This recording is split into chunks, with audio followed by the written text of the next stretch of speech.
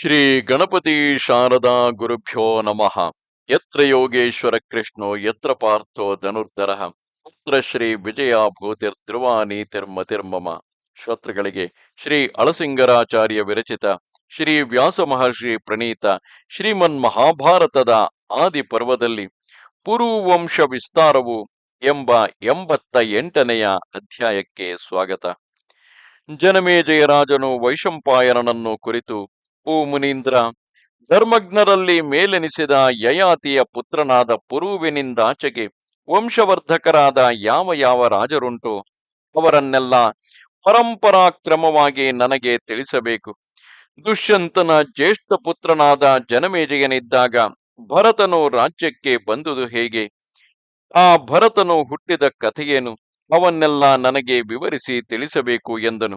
ಅದಕ್ಕೆ ಆ ವೈಶಂಪಾಯನನು, ರಾಜೇಂದ್ರ, ರಾಜಶ್ರೇಷ್ಠನಾದ ಪುರುವು ತನ್ನ ತಂದೆಯಾದ ಯಯಾತಿಯ ಹಾಗೆಯೇ ಯಾವಾಗಲೂ ಧರ್ಮನಿರತನಾಗಿ ಇಂದ್ರನಿಗೆಣೆಯಾದ ಪರಾಕ್ರಮವುಳ್ಳವನಾಗಿ ರಾಜ್ಯವನ್ನು ನಡೆಸುತ್ತಿದ್ದನು. ಆ ಪುರುವಿಗೆ ಪೌಷ್ಟಿ ಎಂಬ ಪತ್ನಿಯಲ್ಲಿ ಪ್ರವೀರನೆಂದು, ಈಶ್ವರನೆಂದು, ರೌದ್ರಾಶ್ವನೆಂದು 3 ಮಂದಿ ಪುತ್ರರಾದರು. ಆ 3 ಮಹಾರಥರೇ. ಅವರಲ್ಲಿ ಜ್ಯೇಷ್ಠನಾದ ಪ್ರವೀರನೆಂಬುವನು ಸಂತಾನವನ್ನು ಪಡೆದು ವಂಶವರ್ಧಕನಾದನು. ಆ ಪ್ರವೀರನಿಗೆ ಶೂರಸೇನಿ ಎಂಬುವಳಲ್ಲಿ ಮನಸ್ಸು ಎಂಬ ಪುತ್ರನಾದನು. ಮನಸ್ಸುವು ಚತುಸ್ಸಮುದ್ರಾಂತವಾದ ಸಮಸ್ತ ಭೂಮಿಗೂ ರಕ್ಷಕನಾಗಿದ್ದನು. ಇವನು ಬಹು ಸುಂದರನು, ಕಮಲ ದಳದಂತೆ ಕಣ್ಣುಳ್ಳವನು. ಈ ಮನಸ್ಸುವಿಗೆ ಸೌವೀರಿ ಎಂಬುವಳಲ್ಲಿ ಶಕ್ತನೆಂದು, ಸಿಂಹನನೆಂದು, ವಾಗ್ಮಿ ಎಂದು 3 ಪುತ್ರರಾದರು. ಈ 3 ಮಹಾರಥರು, ಎಲ್ಲರೂ ಶೂರರು. ಆ ಪುರುವಿನ 3ನೆಯ ಮಗನಾದ ರೌದ್ರಾಶ್ವನಿಗೆ ಮಿತ್ರಕೇಶಿ ಎಂಬ ಅಪ್ಸರ ಸ್ತ್ರೀಯಲ್ಲಿ ಅನ್ವಗ್ಭಾನು ಮೊದಲಾದ 10 ಮಂದಿ ಪುತ್ರರಾದರು. ಇವರೆಲ್ಲರೂ ಉದಾರ ಮನಸ್ಸುಳ್ಳವರು, ಮಹಾಧನುರ್ಧಾರಿಗಳು. ಇವರೆಲ್ಲರೂ ಯಾಗಶೀಲರಾಗಿಯೂ ಉತ್ತಮ ಸಂತಾನವುಳ್ಳವರಾಗಿಯೂ ಅನೇಕ ಶಾಸ್ತ್ರಗಳನ್ನು ತಿಳಿದವರಾಗಿಯೂ ಇದ್ದರು. ಈ 10 ಮಂದಿಗೂ ಕ್ರಮವಾಗಿ ರುಚೇಯ, ಅಕ್ಷೇಯು, ಪ್ರಕಣೇಯು, ಸ್ತಂಡಿಲೇಯು, ವನೇಯು, ಜಲೇಯು, ತೇಜೇಯು, ಸತ್ಯೇಯು, ಧರ್ಮೇಯು, ಸನ್ನತೇಯು ಎಂದು ಹೆಸರು. ಅವರಲ್ಲಿ ಅನಾದೃಷ್ಟಿ ಎಂಬ ನಾಮಾಂತರವುಳ್ಳ ರುಚೇಯುವೆಂಬುವವನು ದೇವತೆಗಳಲ್ಲಿ ಇಂದ್ರನಂತೆ ಭೂಮಿಗೆಲ್ಲ ಒಬ್ಬನೇ ಚಕ್ರವರ್ತಿಯಾಗಿಯೂ ವಿದ್ಯಾವಂತನಾಗಿಯೂ ಪರಾಕ್ರಮಿಯಾಗಿಯೂ ಇದ್ದನು. ಈ ಅನಾದೃಷ್ಟಿಯು ಮಗನು ಮತಿನಾರನೆಂಬುವನು.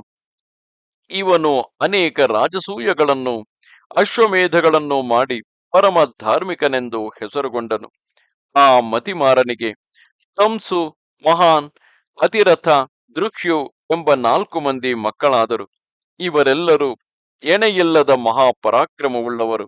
ಈ 4ರಲ್ಲಿ ತಂಸುವೆಂಬುವನು ಪುರುವಂಶದ ಉದ್ಧಾರಕನೆನಿಸಿದನು. ಇವನು ಅಪಾರ ಕೀರ್ತಿಯನ್ನು ಹೊಂದಿ ಭೂಮಿಯನ್ನೆಲ್ಲ ಜಯಿಸಿ ವಶ ಮಾಡಿಕೊಂಡನು. ಈ ತಂಸುವಿಗೆ ಇಲೀನನು ಅಂದರೆ ಇಲಿಲನು ಪುತ್ರನಾದನು. ಅವನು ಅನೇಕ ದೇಶಗಳನ್ನು ಜಯಿಸಿ ಜಯಶಾಲಿಗಳಲ್ಲಿ ಮೇಲೆನಿಸಿಕೊಂಡನು. ಈ ಇಲೀನನಿಗೆ ರಥಂತರ್ಯ ಎಂಬುವಳಲ್ಲಿ ಪಂಚಭೂತಗಳಂತಿರುವ ದುಷ್ಯಂತನೆ ಮೊದಲಾದ 5 ಮಂದಿ ಪುತ್ರರಾದರು. ಆ 5 ಮಂದಿಗೂ ಕ್ರಮವಾಗಿ ದುಷ್ಯಂತ, ಶೂರ, ಭೀಮ, ತಪಸು, ವಸುವೆಂದು ಹೆಸರು. ಈ 5 ಮಂದಿಯಲ್ಲಿ ದುಷ್ಯಂತನೇ ರಾಜ್ಯಾಧಿಪತಿ ಎನಿಸಿಕೊಂಡು ಯುದ್ಧದಲ್ಲಿ ಎಂಥವರಿಗೂ ದುರ್ಜಯನಾದನು. ಆ ದುಷ್ಯಂತನಿಗೆ ಲಕ್ಷಣ ಎಂಬ ಪತ್ನಿಯಲ್ಲಿ ಜನಮೇಜಯನೆಂಬ ಪುತ್ರನೊಬ್ಬನು ಜನಿಸಿದನು. ಆಮೇಲೆ ಆ ದುಷ್ಯಂತನ 2ನೆಯ ಪತ್ನಿಯಾದ ಶಕುಂತಲೆಯಲ್ಲಿ ಭರತನೆಂಬ ಬೇರೊಬ್ಬ ಪುತ್ರನಾದನು.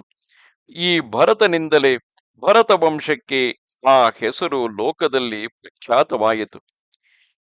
ಇದು 88ನೆಯ ಅಧ್ಯಾಯವು. ನಮಸ್ತೆ ಶಾರದೆ ದೇವಿ ಕಾಶ್ಮೀರ ಪುರವಾಸಿನಿ ತ್ವಾಮಹಂ ಪ್ರಾರ್ಥಯೇ ನಿತ್ಯಂ ವಿದ್ಯಾದಾನಂಚ ದೇಹಿಮೆ. ನಮಸ್ಕಾರ.